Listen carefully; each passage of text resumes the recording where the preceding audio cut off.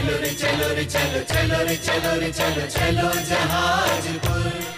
आपने गुलदस्ता देखा होगा, है ना। गुलदस्ता, गुलदस्ता किसे कहते हैं? जिसमें अलग अलग तरह के फूल होते हैं। अलग अलग तरह के फूल अलग अलग पेड़ों से आए होते हैं, है ना। एक पेड़ में अलग तरह के फूल, एक पेड़ में एक ही तरह के फूल होते हैं। तो वो जो अलग अलग तरह के फूल हैं वो अलग अलग पेड़ों से टूट करके एक साथ इकट्ठे हुए और उन्हें बांध दिया तो क्या बन गए? गुलदस्ता बन गया। हर फूल का रंग अलग है, हर फूल का आकार अलग है, हर फूल की डिज़ाइन अलग है, हर फूल की खुशबू अलग है और हर फूल का गुण अलग है, हर फूल का स्वभाव अलग है, सब कुछ अलग है। केवल सबको इकट्ठा कर दिया तो गुलदस्ता बन गया। गुलाब गुलाब है, चंपा चंपा है, चमेली चमेली है, मोंगरा मोंगरा है। गुलाब मोंगरा नहीं बन सकता, मोंगरा गुलाब नहीं बन सकता। जो है सो है, जो जैसा है वैसा है। ठीक है। ठीक इसी तरह से जो परिवार है वो क्या है? जो परिवार हैं, सारे संसार में ही परिवार हैं, अकेले भारत में परिवार नहीं है, है ना। चाहे आप उसे अंग्रेजी में फैमिली कह दो, मगर है तो वही। शब्द चेंज होने से काम चेंज नहीं हो जाते हैं। तो चाहे अमेरिका में हो, चाहे चीन में हो, चाहे जापान में हो, हर जगह परिवार है। ठीक है। हर परिवार में सदस्य होते हैं, माता पिता, दादा दादी, पोता पोती, है ना। इतने तो कम से कम इतने तो होते ही होते हैं। पहले तो ज़्यादा होते थे, चाचा ताऊ। अब तो ना चाचा रहा न ताऊ रहा है, ना मौसी रही। एक बहन और एक भाई हैं तो भाई बहन है तो बुआ तो फिर भी मिल गई। यदि दो भाई हुए तो उसके बाद भाई दो से ज़्यादा नहीं चाहिए, तो बुआ भी गई। अब केवल चाचा मिला और ताऊ मिला, है ना। तो घर में कम से कम हम दो, हमारे दो, दादा दादी इतने तो होंगे ही होंगे। अब ये परिवार के 6 मेंबर कहाँ से आए? दादा कहाँ से आया, दादी कहाँ से आई, पापा कहाँ से आए, पापी कहाँ से आई, मम्मी हैं, ये सब कहाँ से आए? सब पिछले जन्म में अलग अलग परिवार को छोड़कर यहाँ आ गए। यहाँ एक गुलदस्ता बन गया। अब यहाँ पेड़ बनने लगे, यहाँ ये फूल बनने लगे। इन सब के गुण अलग अलग, सबका स्वभाव अलग अलग, सबके कलर अलग अलग, सबकी खुशबू अलग अलग, सबकी आवाज़ अलग अलग, सबकी हाइट अलग अलग, यानी हर चीज़ अलग है और रुचि अलग है कि किसको क्या पसंद है। किसी को भिंडी पसंद है, किसी को तोरई पसंद है, किसी को आलू पसंद है, किसी को, अब वो आप जानो, है। सबकी पसंद भी अलग अलग, है ना। एक को जुकाम ज़्यादा होता है, एक को गर्मी ज़्यादा बढ़ती है, एक को गैस ज़्यादा बनती है, एक को उल्टियाँ ज़्यादा होती हैं, एक को पसीना ज़्यादा आता है, एक को पसीना कम आता है। और पूरे को तो छोड़ो, यदि 2 जने भी हैं ना, तो रात में जब सोते हैं और मान लो कमरा 1-2 ही हों, तो एक कहता पंखा चालू करो, एक कहता पंखा बंद करो मुझे ठंड लग रही, दूसरा कहता मर जाए क्या गर्मी में, तू चद्दर ओढ़ ले, तू रजाई ओढ़ ले, मुझे पंखा चालू करने दे। एक कहता एसी चालू करो, दूसरा कहता एसी चालू मत करो। मतलब वो 2 हैं तो 2 तरह के हैं, है ना। क्यों है? नाना कम्मा नाना जीवा। अनंत कर्म होते हैं और अनंत जीव होते हैं। तो सबके कर्म भी अलग अलग होते हैं।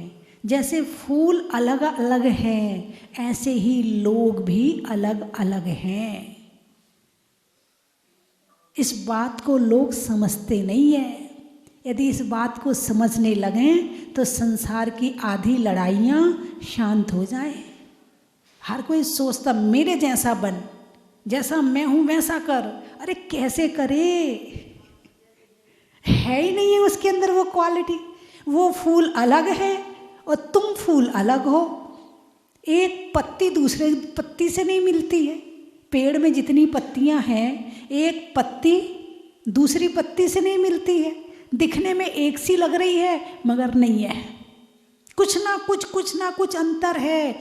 हम भले ना पहचान पाए, हमारे ज्ञान में ना आ पाए, लेकिन अंतर तो है। एक साथ जब जुड़वा बच्चे पैदा होते हैं तो दोनों में कितना अंतर होता है। देखने में तो दोनों एक से लगते हैं, लेकिन फिर भी कहीं ना कहीं अंतर होता है। आप लोग नहीं पहचान पाते। उनकी माँ से पूछो तुम पहचान पाती हो कि नहीं, बोले हम तो पहचान जाते। रोता है तो एक की आवाज़ अलग है और दूसरे की आवाज़ अलग है, पहचान में आ जाता है। और जो पास में रहता है उसे तो छोटी छोटी चीज़ पता चलती हैं। तुम्हें लग रहा कि वो एक से है। दोनों एक ही गर्भ में रहे, एक साथ दोनों का सब कुछ सारा काम हुआ, एक साथ जन्म लिया, फिर भी अलग अलग। ये अलग किसने किया? कर्म ने किया। किसने किया? कर्म ने किया। उसका कर्म अलग है और उसका कर्म अलग है। उस दोनों साथ जन्म लेने के बाद भी उसका भाग्य अलग है और उसका भाग्य अलग है। किसी का भाग्य किसी से नहीं मिलता है ना। तो परिवार में सब लोग एक साथ रहते हैं। मम्मी है, पापा है, ताई है, ताऊ है, रहते बहुत परिवार में रहते हैं। जिन परिवार में एकता होती है, जिन परिवार में सहनशीलता होती है, जो एक दूसरे का सम्मान करना जानते हैं, जो एक दूसरे की क्वालिटी को पहचानते हैं, जो एक दूसरे के सुख को जानते हैं, वो साथ रहते भी हैं। और जो नहीं जानते हैं तो वो भागते हैं, हमें नहीं रहना तुम्हारे साथ, हम तुम्हारे साथ जी नहीं सकते, हम तुम्हारे साथ रह नहीं सकते। वो निकल निकल के भागते हैं, उचट उचट के भागते। ऐसे मेंढक भागता है ना, उसको पकड़ो तो वो भागता है, ऐसे मेंढक की तरह उछल उछल के भागते, हमें नहीं रहना तुम्हारे साथ। जो वास्तव में जिंदगी को समझ जाता है उसे किसी के साथ रख दो, वो सब जगह रह लेगा। और जिसने जिंदगी को नहीं समझा, जिसने धर्म को नहीं समझा, जिसने ज्ञान को नहीं समझा, जिसने अपने जीवन को नहीं समझा, वो अपनों के साथ भी नहीं रह सकता, परायों की बात तो बहुत दूर की है। अरे बोलिए ना, हैं? जिसने जीवन को समझ लिया है वो सबके साथ रह सकता, चाहे बुरे से बुरा हो और चाहे अच्छे से अच्छा हो। किसी के पास रख दो, वो हर जगह एडजस्ट हो जाएगा। और जिसको जीना नहीं आता है तो उसे तो तुम मखमल के गद्दे में भी सुला दो तो वहाँ भी कमी निकाल देगा। तुम्हारा मखमल कैसे बहुत ज़्यादा मुलायम है, अच्छा मखमल मुलायम ही तो होता, अब ज़्यादा और कम की क्या बात हो गई। कमी निकालने वाला हर जगह कमी निकाल देगा और कमी नहीं निकालने वाला हर जगह एडजस्ट कर लेगा। जैसे कमियां दिखती हैं वो कहीं नहीं रह सकता, उसे केवल वही वो ऐसा है, वो ऐसा है, वो ऐसा है, वो ऐसा है। और जैसे गुण दिखते, अरे वो बहुत अच्छा है, वो बहुत अच्छा है, वो बहुत अच्छा है। अब मुझे बात क्या करनी है उस विषय पर आऊं। चर्चा चल रही है सम्यक दर्शन के 25 दोषों की। किसकी? 25 दोषों की। अपनी चर्चा सम्यक दर्शन के 8 अंगों पर हुई, सम्यक दर्शन के 8 दोषों पर हुई, और आज चर्चा करेंगे 8 मद। मद जानते हो? मद के 2 अर्थ हैं।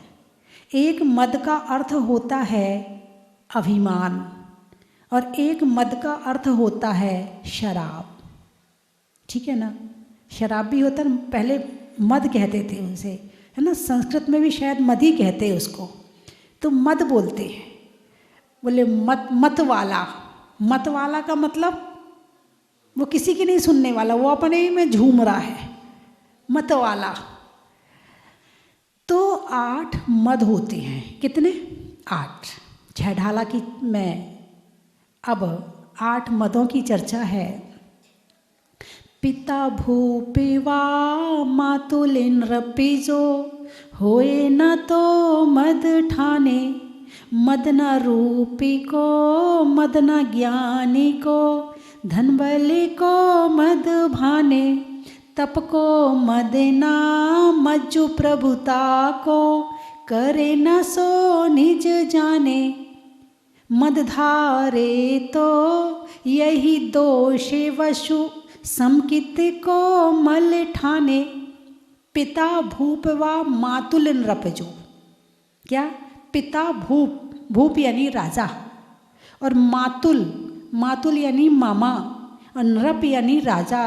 मेरे पिता राजा हैं, भूप, मेरे पिता राजा हैं, अब मैं कुछ भी कर सकता हूँ। घमंड, किस बात का घमंड? खुद नहीं है कुछ भी, खुद की कोई क्वालिटी नहीं है, खुद के अंदर कोई गुण नहीं है। हालांकि कोई भी द्रव्य बिना गुण का नहीं हो सकता, लेकिन वैसे चर्चा व्यवहारिक रूप में कि जो गुण उसके पिता के अंदर हैं वो गुण उसके अंदर में नहीं है, और घमंड पिता से ज़्यादा है। मातुल नृपजो, मातुल यानी मामा, मातुल यानी मामा, नृप यानी राजा, मेरे मामा राजा हैं। अब वो भूप और नृप तो रहे नहीं, है ना। ये तो व्यवस्था पहले चलती थी, अंग्रेज़ों के आने के पहले इस देश में राजाओं का राज्य था, एक राजा होता था, परंपरा से वही एक राजा बनता था, है ना।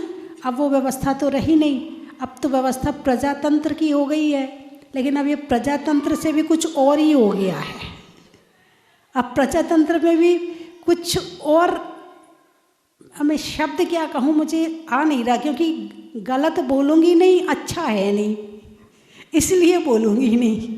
अब वो आप समझदार हैं, आप लोग तो वैसे खूब ज्ञानी हैं राजनीति के मामले में, मुझे ज्ञान देने की ज़रूरत नहीं है, मैं तो सही बात बता दूं जो शास्त्र में लिखी है। तो पिता भूप व मातुल नृपजो, अब पिता यानी परिवार, पिता यानी परिवार का एक सदस्य, एक मेंबर, और वो राजा है। अब पहले राजा हुआ करते थे, अब मुख्यमंत्री है, मंत्री है, विधायक है ना, राज्यपाल है, या कुछ भी आप ऐसा समझ लो जिसके पास में कुछ शक्तियां हैं।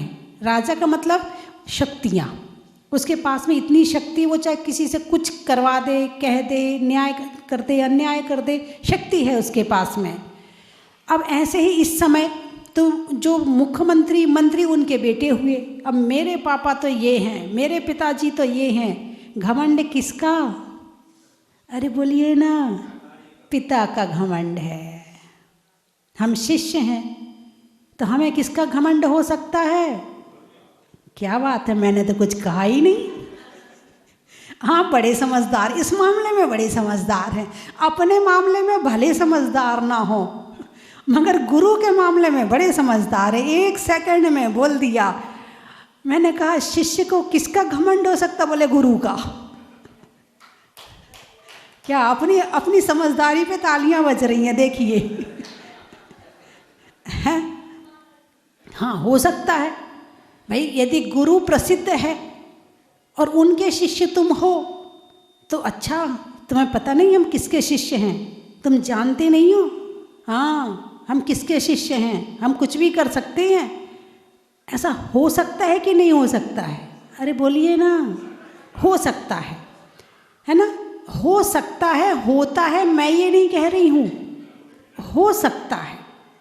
तो जैसे पिता भूप, राजा का, पिता का घमंड करना, और मामा का, अब इसमें नाना भी ले लो, मामा भी ले लो, भाई शब्द तो एक ही देना था, इसलिए उन्होंने ये दे दिया।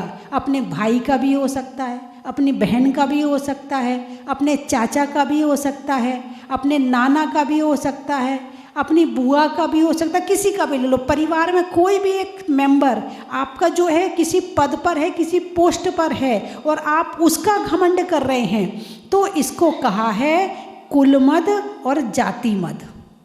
जो पिता के पक्ष से किया जाए वो कुलमद, और जो नाना के पक्ष से किया जाए वो जातिमद। ये दो तरह का अभिमान हो गया। तो जो परिवार है, मैंने फूल की तरह बताया, हर फूल की क्वालिटी अलग है। पिता की क्वालिटी अलग है, पुत्र की क्वालिटी अलग है, दोनों की क्वालिटी अलग है। लेकिन पुत्र जो है पिता की क्वालिटी का यूज कर रहा है। किसका यूज कर रहा है भाई? जैसे गुलदस्ता है, अब गुलदस्ता के जो फूल हैं वो एक दूसरे से ना तो बातचीत कर सकते हैं, ना एक दूसरे से को समझ सकते हैं, ना एक दूसरे के लिए सोच सकते, कुछ भी नहीं कर सकते हैं। लेकिन हम मनुष्य हैं, हम ये सब कुछ कर सकते हैं। तो यदि मान लो फूलों में सोचने समझने की क्षमता होती तो जो गुलदस्ते के फूल होते ना, तो वो भी इतराते। मैं गुलाब के साथ रहता हूँ, मेरा दोस्त गुलाब है। अरे बोलिए ना, हाँ बहुत सुंदर है, तुम्हें क्या पता है, तुम तो कुछ भी नहीं हो। एक गुलदस्ता यहाँ रखा है और एक गुलदस्ता यहाँ रखा है और दोनों की बातचीत चल रही है। तो गुलाब तो कुछ कह नहीं रहा है, जो अन्य फूल हैं वो सामने वाले गुलदस्ते के फूलों से कह रहे हैं, तुझे पता नहीं हम गुलाब के साथ रहते हैं, है ना। यदि ऐसा वो करें तो आपको कैसा लगेगा? क्या कहोगे आप उनके लिए? क्या विचार होंगे आपके उनके लिए? पागल है, गुलाब गुलाब है, तू फूल दूसरा, चंपा चमेली चमेली, तू काय कुछ पे इतरा रहा है। तो यही तो भगवान कह रहे हैं, यही तो भगवान कह रहे हैं, तुम क्यों इतरा रहे हो? तुम्हारे पिता पिता हैं, पुत्र पुत्र हैं। पिता नरक जा सकता है, पुत्र मोक्ष जा सकता है। पुत्र पिता मोक्ष जा सकता है, पुत्र नरक जा सकता है। कोई किसी का कुछ नहीं होगा, जो बिगड़ेगा वो तुम्हारा बिगड़ेगा। राजा श्रेणी कहाँ गए? नरक में। और अभय कुमार उनका पुत्र कहाँ गया? मोक्ष में। कहाँ गया?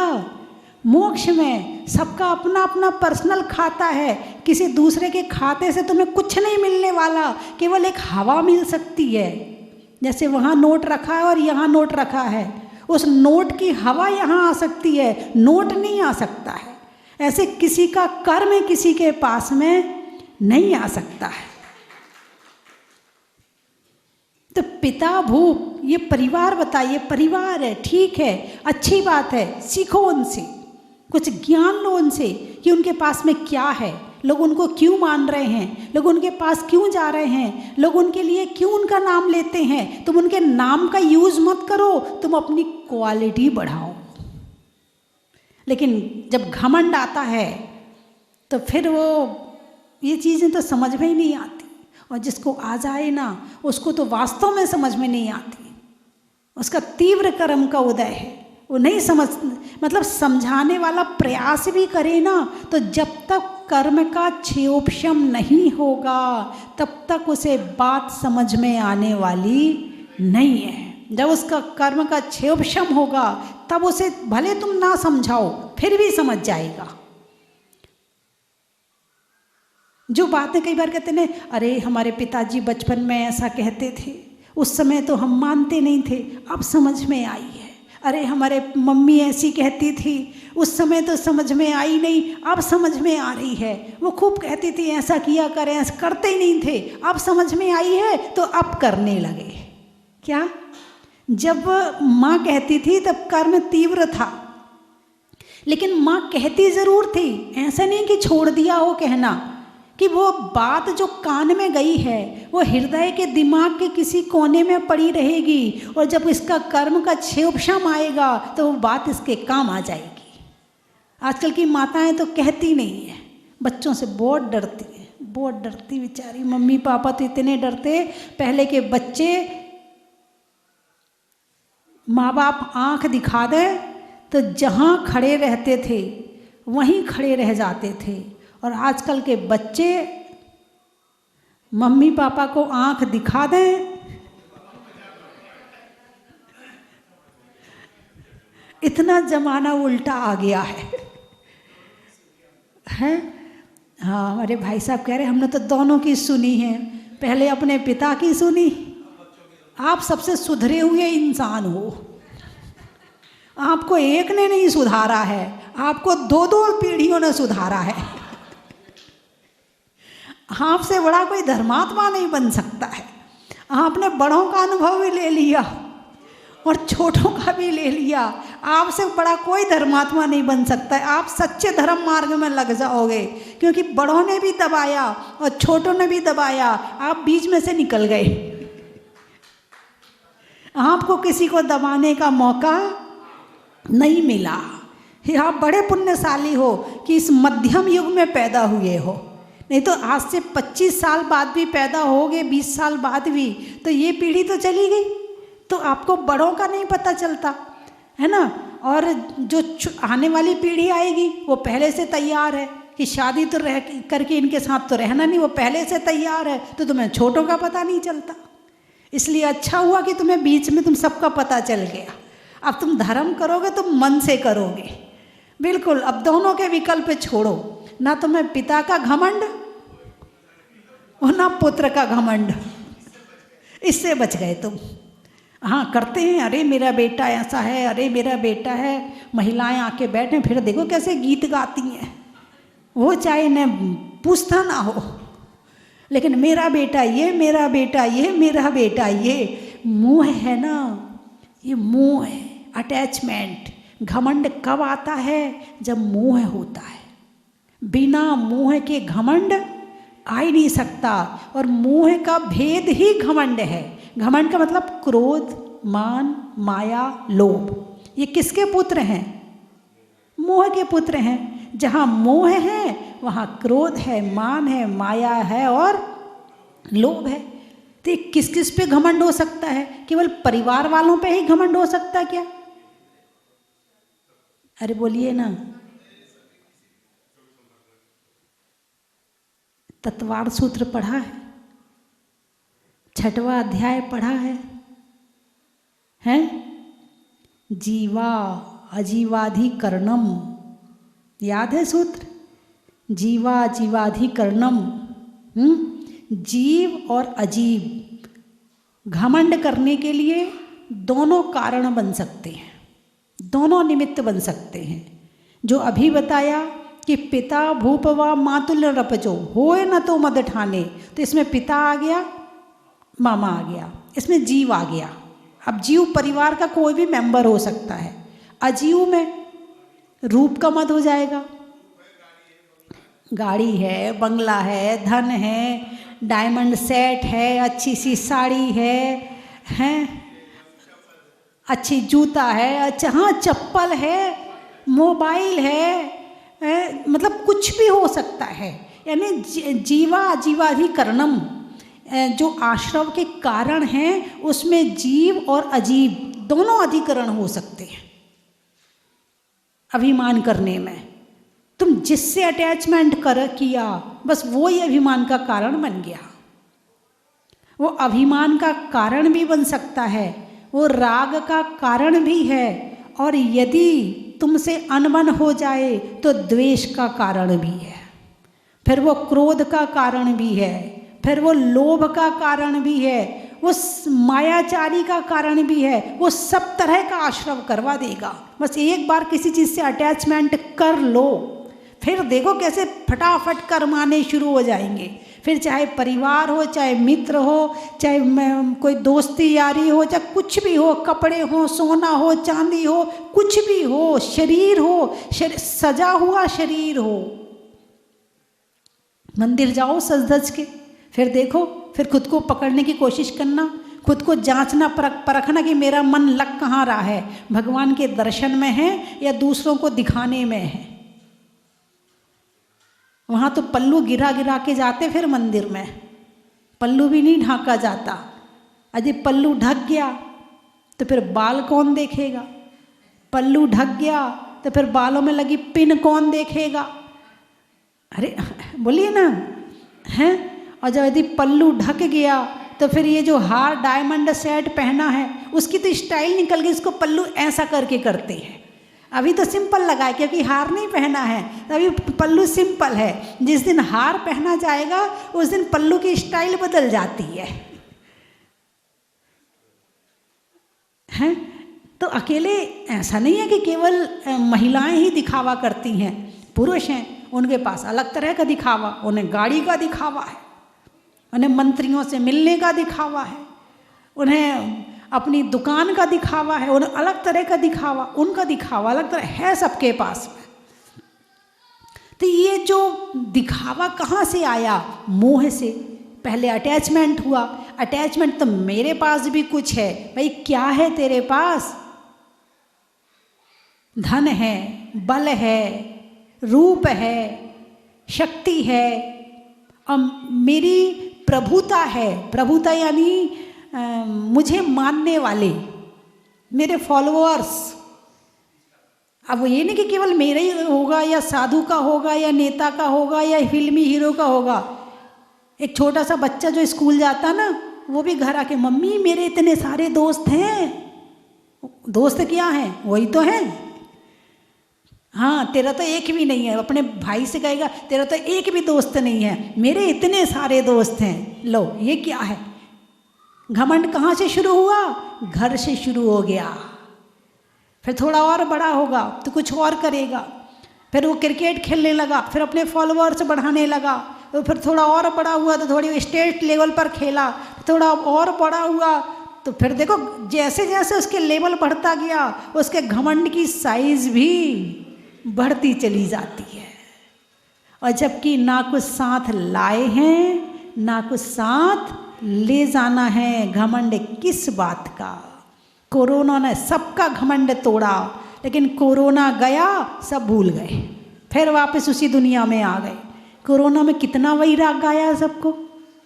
अरे बोलिए ना, कितना वैराग आया था। अरे क्या है दुनिया में, देखो उनकी तिजोरी भरी रखी रह गई, उन्हें जाना पड़ा। अरे देखो कैसे दिन आए हैं, कितना वैराग आया। लेकिन इंसान का वैराग शमशानी वैराग होता है, हैं। जब शमशान में जाता, अरे कुछ नहीं है, एक दिन से यहीं आना पड़ेगा, सब छूट जाएगा।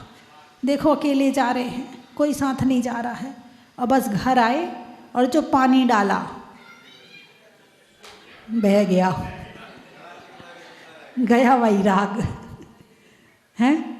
जब पति पत्नी में झगड़ा होता ना तब भी वैराग आता। अरे मैंने गलती करी शादी करके, अच्छा होता कि महाराज बन जाता, कल्याण तो हो जाता, कहाँ इसके चक्कर में फंस गया। ठीक है, चलिए मैं 3 चीज़ें बोलूँगी, आपको कहना बड़ा ही महत्व है। चंद्रमा में गुरुत्वाकर्षण का, भौतिकता में आकर्षण का, और प्राप्त करने में सम्यक दर्शन का। युवाओं में जोश का, नेताओं में सुभाष चंद्र बोस का, और दूर होने में सम्यक दर्शन के दोष का, होने में गदगद का, मंत्रों में बदवद का, और छोड़ने में मद का, महीनों में मई का, पेड़ों में छुई मुई का, और आने वालों में मुंबई का। लोधी खेड़ा, भोजन में बड़ा का, गर्मी में घड़ा का, और आने वालों में लोधी खेड़ा का। और कहाँ से आए पीछे वाले? दिल्ली। त्रियंचों में बिल्ली का, डंडा में गिल्ली का, और आने वालों में दिल्ली का। और बयंदर, कोई नहीं, बता देती हूँ। पानी में समंदर का, होने में आत्मा में अंदर का, और आने वालों में बयंदर का।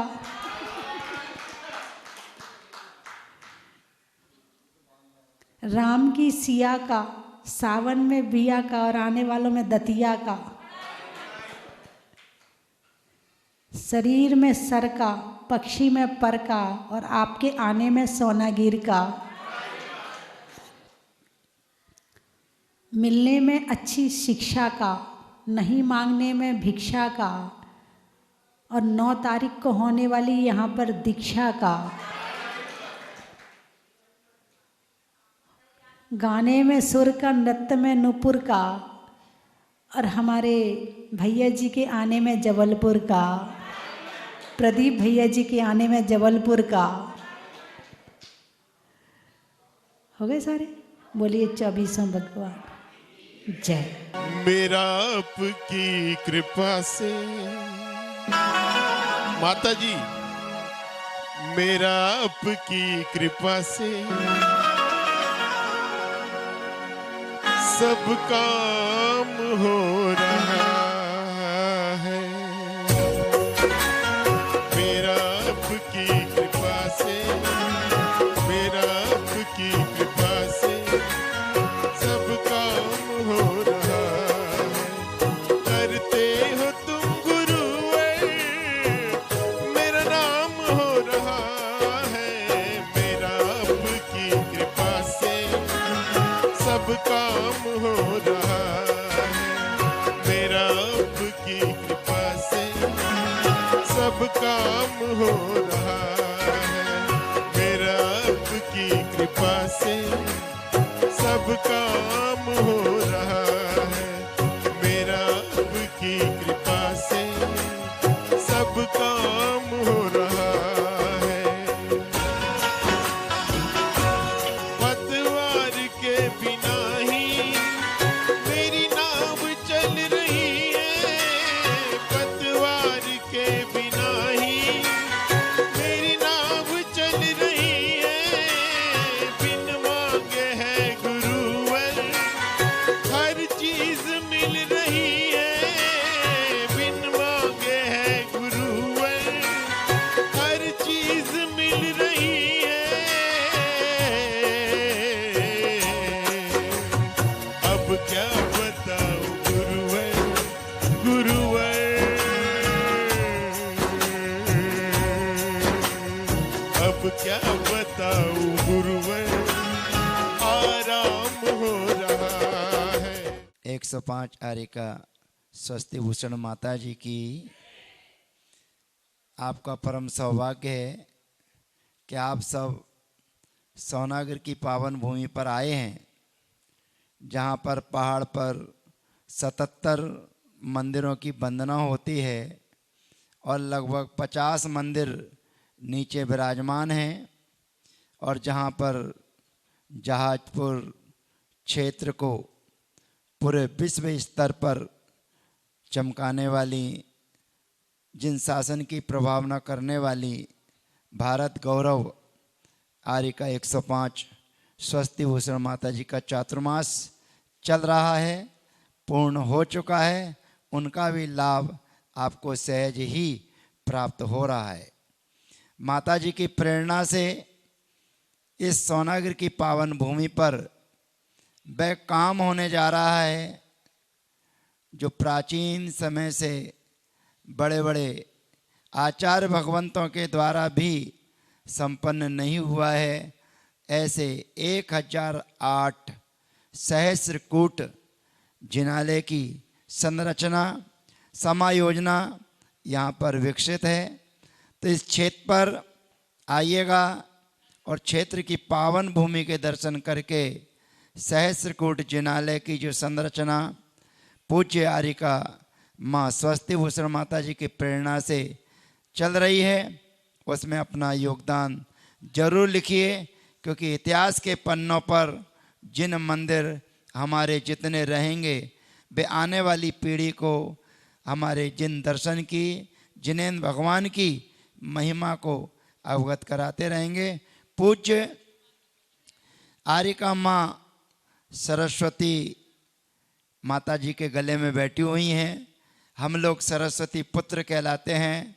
ये सरस्वती माँ और सरस्वती पुत्री के रूप में हमारे बीच में स्थापित हैं, और अनेक माताजियों के द्वारा विधानों की संरचना की गई है। माता जी के द्वारा एक जिनवाणी जिनपद पूजांजलि का प्रकाशित हुआ है, जिसको सारी की सारी संरचना माता जी के द्वारा हुई है। अभी मैं बैठा हुआ सोच रहा था, जब यहाँ पर लोग कह रहे थे कि हम भयंदर से आए हैं, हम मुंबई से आए हैं, हम आगरा से आए हैं, इत्यादि जगह से आपने जब बताया, तो माता जी अपने आप में पूरे दिगंबर जैन समाज के बीच में माता जी प्रसिद्ध हैं। वो माता जी पहले बड़ा ही महत्व है इसलिए प्रसिद्ध थी, और अब जहाजपुर की माता जी के नाम से प्रसिद्ध हैं।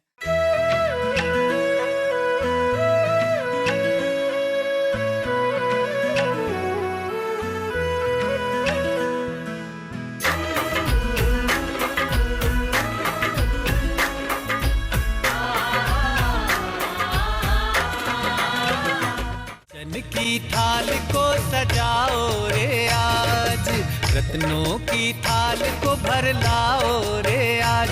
आओ आओ करे रे गुणगान आरती भगवन की, आओ आओ करे गुणगान आरती भगवन की।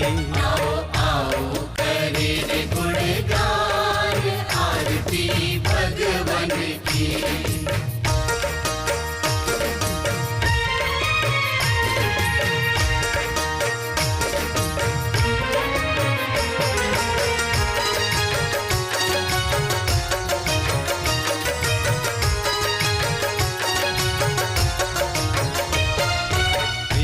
सुमित्र के राज दुलारे, माँ पद्मा जी के नैनों के तारे।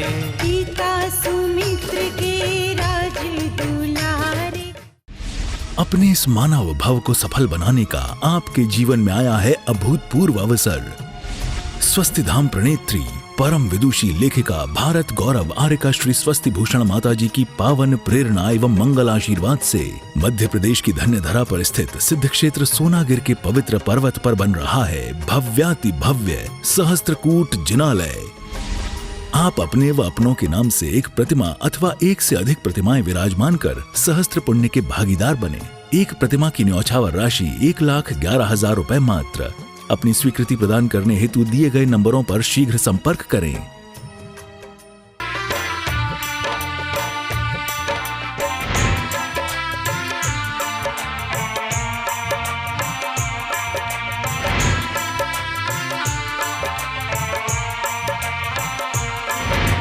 चलो रे चलो रे चलो चलो रे चलो रे चलो चलो जहाजपुर।